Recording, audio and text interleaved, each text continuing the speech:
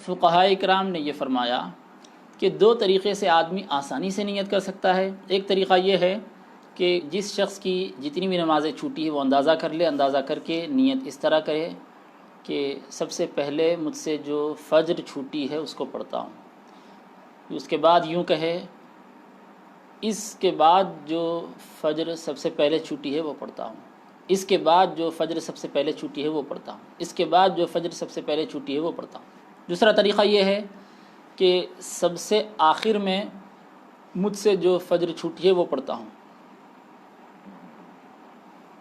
اس کے بعد یوں کہے اس سے پہلے جو فجر چھوٹی ہے وہ پڑھتا ہوں، اس سے پہلے جو فجر چھوٹی ہے وہ پڑھتا ہوں، اس طرح نیت کر لے۔ یہ تو فجر کا ہوا۔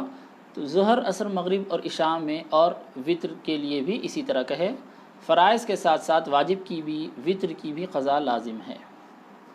قضا سنتوں کی نہیں ہے، سنت مؤکدہ کی ہے، نہ سنت غیر مؤکدہ کی ہے، نہ دیگر نوافل کی ہے، صرف 5 فرائض اور ایک واجب کی۔ ان 6 نمازوں کی قضا کرنا ہوگا۔